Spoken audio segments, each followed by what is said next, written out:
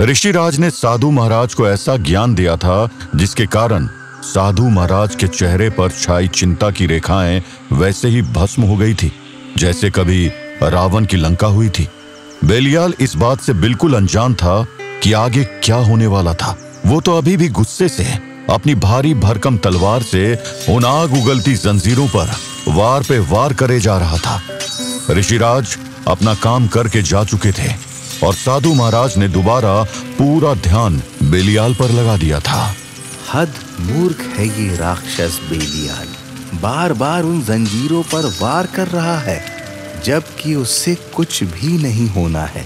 खैर, ऋषिराज के बताए मार्ग को अपनाकर अब हमें ही सब कुछ करना होगा। अगले ही पल बेलियाल वार करते करते रुक गया। उसकी आंखें बिल्कुल भाव शून्य हो चुकी थी और फिर उसके मुंह से जो शब्द निकले वो उसके तो किसी भी सूरत में नहीं हो सकते थे, क्योंकि अब आवाज भले ही बेलियाल की थी मगर वो शब्द उसके मस्तिष्क को कंट्रोल कर रही शक्ति के थे, जो और कोई नहीं साधु महाराज का मानस स्वरूप था। जय श्री राम। इस मूर्ख को इतनी सी बात समझ नहीं आई कि अघोरी जंजाल को पार करने का एक ही रास्ता है। अघोरी की तरह सोचो और आग को अपना लो। अघोरी इस प्रकृति के हर तत्व में भगवान शिव का वास मानते हैं और इसलिए वो शिवा के हर तत्व को अपनाते हैं, क्योंकि सब कुछ तो उनकी दिव्यता का ही रूप है। ये जो आग जल रही है वो विनाश नहीं है, वो एक परिवर्तक शक्ति है, बिल्कुल उनके तांडव नृत्य की तरह।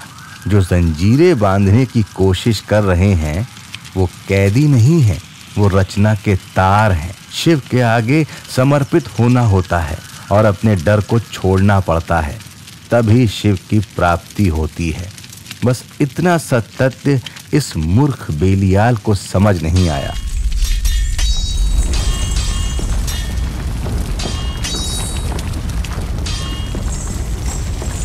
बेलियाल साधु महाराज के एस्ट्रल प्रोजेक्शन के प्रभाव में पूरी तरह आ चुका था और धीरे धीरे आगे बढ़ रहा था। उसकी आंखें बिल्कुल जड़ हो चुकी थी और वो एक ट्रांस जैसे स्टेट में चलता जा रहा था। उबलता हुआ लावा खिसक रहा था और जलती हुई जंजीरें तेजी से नाच रहे थे, लेकिन बेलियाल नहीं डर रहा था। वो आगे बढ़ता जा रहा था। वो आग उगलती जंजीरें पूरी तेजी से बेलियाल की ओर बढ़ी। इस बार बेलियाल का बचना नामुमकिन था, मगर अगले ही पल जो हुआ वो किसी को भी हैरान कर देता, शायद स्वयं बेलियाल को भी, अगर उसे जरा भी आइडिया होता कि साधु की मानस शक्ति उससे क्या करवाने जा रही थी। बेलियाल के दोनों हाथों ने एक एक जंजीर को कस कर पकड़ लिया था और अब वो जंजीर को अपनी ओर खींच रहा था। आग की लपटों ने उसको घेरना शुरू कर दिया था। उसका मांस जल रहा था, लेकिन वो चीख नहीं रहा था। उसका शरीर बिखरना शुरू हो गया था। वो राख में बदल रहा था क्योंकि आग उसे पूरा जला रही थी। अघोरी के लिए जीवन और मृत्यु में कोई फर्क नहीं होता, दर्द और सुख में कोई अंतर नहीं होता। इस राह को पार करने के लिए अघोरी ही बनना था। इस आग को शिव की सांस समझना था, जंजीरों को उसके नाग और लावा को उसका अमृत। तभी ये माया जाल टूट सकता था और ये अवरोध पार हो सकता था। बेलियाल का शरीर पूरी तरह बिखरने लगा था।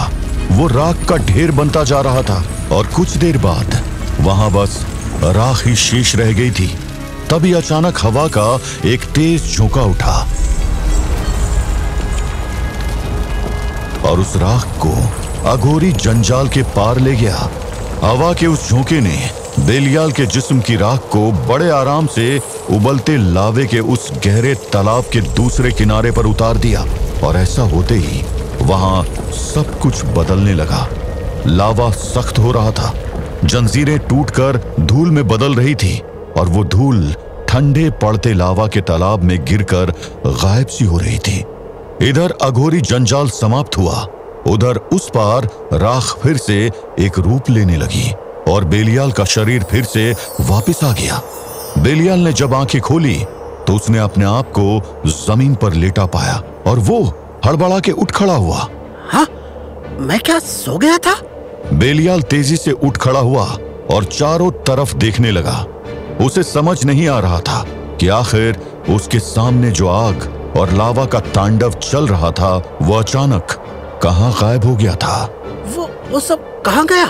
अघोरी व्हाटएवर जो भी उस ऑब्स्टेकल का नाम था, आखिर यहाँ हुआ क्या था?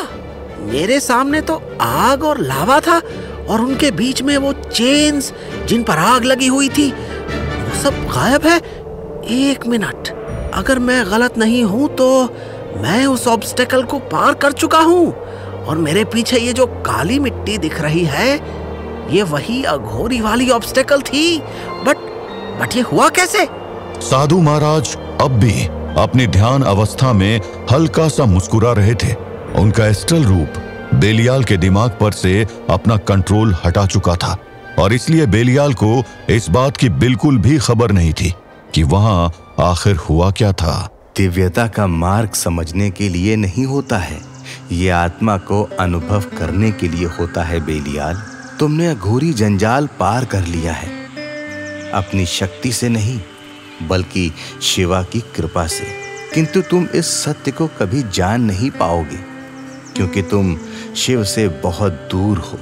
वैसे तो तुम्हारी कर्मों के हिसाब से तुम्हारी नियति ही अघोरी जंजाल में भस्म हो जाने लायक थी, किंतु धर्म युद्ध में सत्य की विजय के लिए आज भगवान शिव ने तुम्हारी नियति तक को बदल दिया है। लेकिन ये हमला इस बात का प्रमाण है कि ये तिलिस्म बेलियाल को ड्रैकुला तक पहुंचने नहीं देना चाहता है। हमें सतर्कता से बेलियाल की मदद करनी होगी, बिना तिलिस्म की रक्षा प्रणाली को जागरूक किए हुए। बेलियाल इन सब बातों से अनजान था।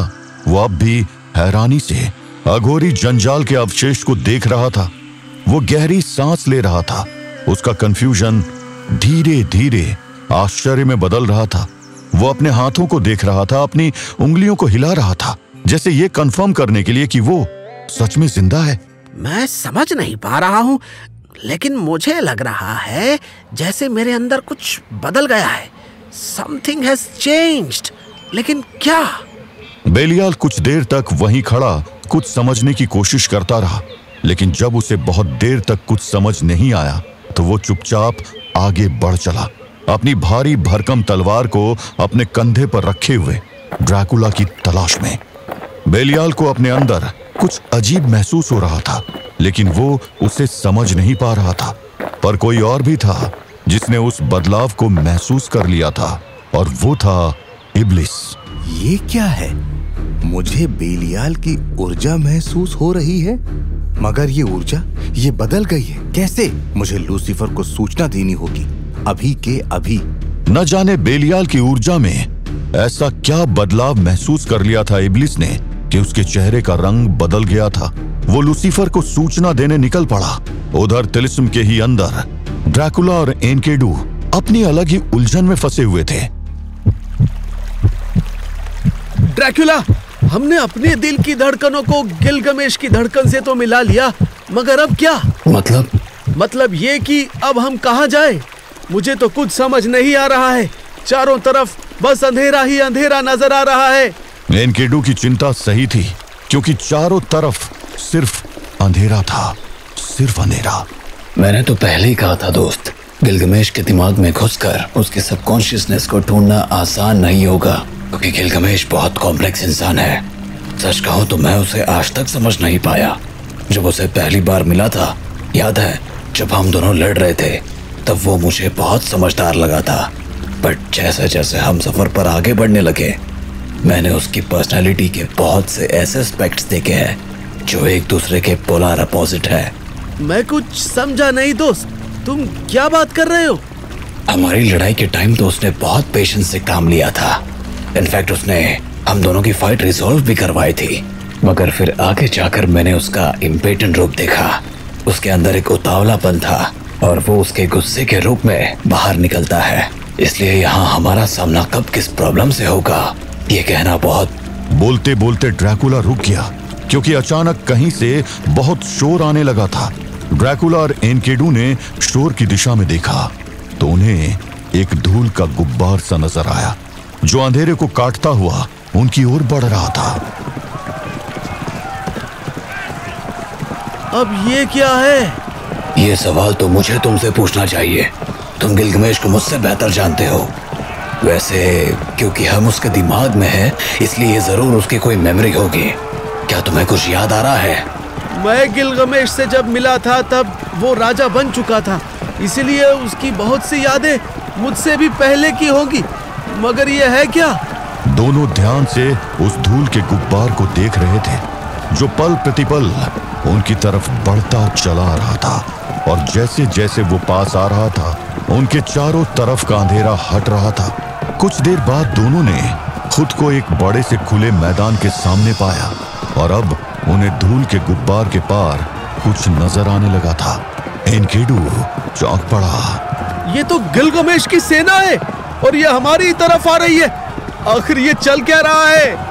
ये उसकी वॉर मेमोरी है, और जहां तक मैं समझ पा रहा हूं, इस समय उसकी सेना को सिर्फ 2 दुश्मन नजर आ रहे हैं, हम दोनों। क्या?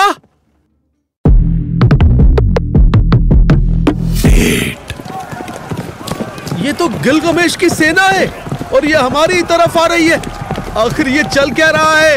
ये उसकी वॉर मेमोरी है, और जहां तक मैं समझ पा रहा हूं, इस समय उसकी सेना को सिर्फ 2 दुश्मन नजर आ रहे हैं, हम दोनों। क्या? हाँ, गिलगमेश की इस मेमोरी में वो अपने दुश्मन से लड़ने निकला है, और इस समय उसकी सेना के रास्ते में हम खड़े हैं, इसलिए उसकी मेमोरी हमें एज एन ऑब्स्टेकल दिख रही है। ये क्या माया जाल है? मुझे तो कुछ भी समझ नहीं आ रहा है। मेमोरीज एक क्लोज लूप की तरह होती है एंकिडू। वो एक पॉइंट से घूमती हुई दूसरे पॉइंट तक जाती है और फिर वापस स्टार्टिंग पॉइंट पर पहुंच जाती है, मगर हमारे अंदर आने से वो लूप चेंज हो गई है। अभी हम उस लूप का हिस्सा बन चुके हैं। इधर ड्रैकुला ने अपनी बात खत्म करी ही थी कि गिलगमेश की आवाज गूंज उठी, जो एक शानदार घोड़े पर बैठा हुआ था। तो तुम दोनों को भेजा है उसने मुझे रोकने के लिए। मेरी इस विशाल सेना का सामना ये दोनों नमूने करेंगे। गिलगमेश के उन शब्दों में व्यंग्य था, मानो वो उन दोनों का मजाक उड़ा रहा हो, और ये बात ना ड्रैकुला को पसंद आई और ना एनकिडू को। ये हमारा मजाक उड़ा रहा है। हाँ, ये जरूर इसके स्टार्टिंग के डेज की मेमोरी है, जब ये काफी यंग था और बदतमीज भी। तो अब हमें क्या करना है? ड्रैकुला एनकिडू के सवालों का जवाब देता उससे पहले ही गिलगमेश ने जवाब दे दिया। उसके धनुष से निकला एक तीर उड़ता हुआ ड्रैकुला के दाएं पैर में घुस गया। ये सिर्फ एक चेतावनी है। हथियार डाल दो और हार मान लो, वरना अगला तीर सीने के पार निकल जाएगा। गिलगमेश की उस हरकत ने ड्रैकुला के गुस्से को जगा दिया था।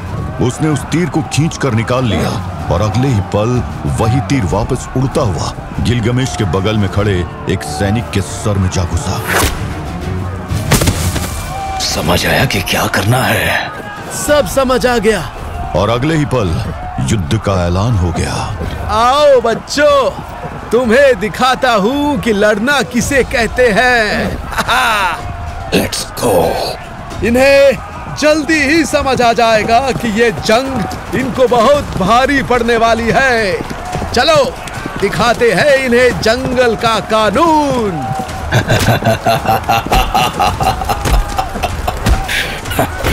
वेल डन एनकिडू, अब मेरी बारी। उधर एनकिडू किसी जंगली सांड की तरह गिलगमेश के सैनिकों को हवा में उछाल रहा था। इधर ड्रैकुला ने भी अपने पंजे खून बहाने के लिए तैयार कर लिए थे। ड्रैकुला के पंजे कहर बरपा रहे थे। सैनिक घायल होकर इधर उधर गिर रहे थे। तुम सच में बड़े खतरनाक हो ड्रैकुला। अभी तो मैंने बस वार्म अप स्टार्ट किया है। अगले ही पल ड्रैकुला ने अपनी ओर बढ़ते घुड़सवार को निशाना बना लिया। उसने एक लंबी छलांग लगाई और घोड़े पर चढ़ गया, और इससे पहले कि वो घुड़सवार कुछ समझ पाता, ड्रैकुला ने उसका सर खींचकर उसके धड़ से अलग कर दिया। ड्रैकुला और एनकिडू गिलगमेश की सेना पर भारी पड़ रहे थे, लेकिन अब बाजी पलटने वाली थी, क्योंकि अब उनके सामने भारी समस्या पहुंची थी। इस हाथी को मैं रोकता हूँ। एनकिडू तेजी से हाथी की ओर दौड़ पड़ा। और एनकेडू ने उस हाथी को जोर से टक्कर मारी। मगर अगले ही पल एनकेडू को समझ आ गया कि ये मुसीबत इतनी आसानी से हल नहीं होने वाली थी। ये क्या? एनकेडू के आगे के शब्द उसके मुंह में ही रह गए, क्योंकि हाथी ने अपनी सूंड के एक जोरदार वार से एनकेडू को काफी फुट दूर उछाल कर फेंक दिया था। एनकेडू का यह हाल देखकर गिलगमेश की सेना में एक बार फिर जोश भर गया था, लेकिन एनकेडू की सेना जल्दी हार मानने वालों में से नहीं थी। वो तुरंत उठ खड़ा हुआ और एक बार फिर हाथी की ओर दौड़ पड़ा। उधर ड्रैकुला को रोकना गिलगमेश की सेना के लिए बहुत मुश्किल पड़ रहा था। उधर एनकेडू एक बार फिर उस हाथी के सामने था। एनकेडू को देखते ही हाथी के महावत ने हाथी को उसकी ओर ही दौड़ा दिया, लेकिन एनकेडू इस बार पूरे जोश में था। जैसे ही हाथी उसके पास पहुंचा, उसने एक जोरदार छलांग लगाई और हाथी के रास्ते से हट गया। हाथी एनकेडू के बगल से निकल गया था और इससे पहले कि वो पलट पाता, एनकेडू ने पास में पड़ा एक भाला उठाकर उसके बगल में फेंक कर मार दिया। लेकिन एनकेडू ये गलती कर गया। हाथी को गिराना इतना आसान नहीं था। वह हाथी गुस्से से पलटा और एनकेडू के संभलने से पहले ही एक बार फिर उसे एक जोरदार टक्कर लगी। एनकेडू इस बार संभल पाता, उससे पहले ही वो हाथी चिंघाड़ता हुआ उसके पास दोबारा पहुंच गया। और अब एनकेडू का अंत तय था, क्योंकि हाथी ने अपने आगे वाले पैर हवा में उठा लिए थे और वो एनकेडू को कुचलने वाला था कि तभी बिजली सी कड़की। हाथी का पैर ऊपर तो गया था मगर नीचे ना आ पाया, क्योंकि उसको रोकने आ गया था ड्रैकुला।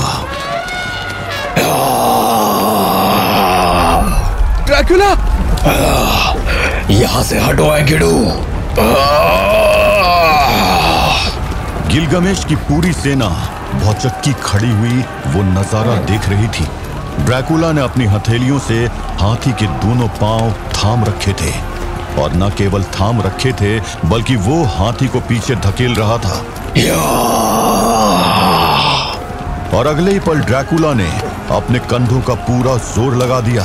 हाथी के पांव पूरी तरह जमीन से उखड़ गए। ड्रैकुला ने हाथी को उछाल फेंका था और जब वो हाथी नीचे गिरा तो गिलगमेश बुरी तरह से पागल हो गया। ये कोई इंसान नहीं है, ये कोई राक्षस है।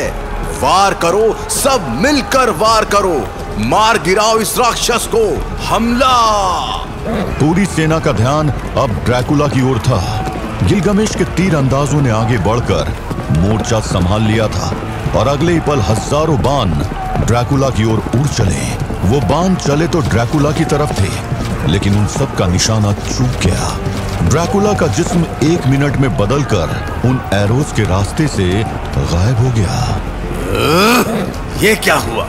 गिलगमेश के साथ साथ उसकी पूरी सेना हैरान थी, मगर ये तो बस शुरुआत थी। अगले ही पल जैसे वहां पर कयामत आ गई।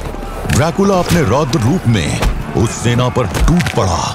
ड्रैकुला हवा की तरफ मूव कर रहा था और पूरी सेना बदहवास सी उससे बचने की कोशिश कर रही थी। वो कहाँ है? दिखाई क्यों नहीं दे रहा? हम इस बला का सामना कैसे करें? बचाओ! चारों तरफ अफरा तफरी मच चुकी थी।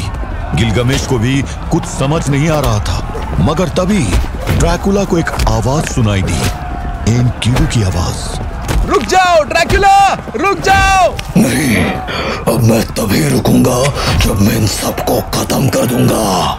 नहीं ड्रैकुला, रुक जाओ, वरना बहुत बड़ी गड़बड़ हो जाएगी। एनकेडू की आवाज को ड्रैकुला ने अनसुना कर दिया था। वो गिलगमेश की सेना को मिटाने पर तुला था। ये तो सुन ही नहीं रहा है, अब मुझे ही कुछ करना होगा। एनकेडू ड्रैकुला की मूवमेंट्स को ध्यान से देखने लगा और फिर उसने जोर से एक डायरेक्शन में दौड़ लगा दी। एनकेडू ने ड्रैकुला के मूवमेंट को एंटीसिपेट कर लिया था और उसने ड्रैकुला को रोक ही दिया। छोड़ो मुझे एनकेडू, ये तुम क्या कर रहे हो? मेरी बात सुनो ड्रैकुला, तुम बहुत बड़ी गलती कर रहे हो। गलती तो तुम कर रहे हो। मुझे छोड़ो, मैं इन सबको खत्म कर दूंगा। मैं तुम्हें जाने दूंगा, मगर एक बार उधर देख लो। एनकिडू ने एक डायरेक्शन में इशारा किया और जैसे ही ड्रैकुला ने उधर देखा वो हैरान रह गया। ये क्या? यही तो मुझे भी समझ नहीं आ रहा है, मगर कहीं ना कहीं इसके पीछे का कारण हम हैं और हमारा ये युद्ध है। ड्रैकुला हैरानी से उस नजारे को देख रहा था और तभी मानो उसे सब कुछ समझ आ गया था। तुम्हारा सोचना सही है एनकिडू, ये सब हमारे कारण हुआ है, या फिर ये कहूं कि मेरे कारण। हमें युद्ध रोकना होगा। हम जीते तो भी गिलगमेश मारा जाएगा और हम हारे तो भी। क्या? तो फिर हम करें क्या? क्योंकि गिलगमेश की सेना दोबारा हमारी ओर बढ़ रही है। ड्रैकुला और एनकिडू एक अजीब ही मुसीबत में फंस गए थे और दोनों को ही समझ नहीं आ रहा था कि आखिर करे तो करे क्या।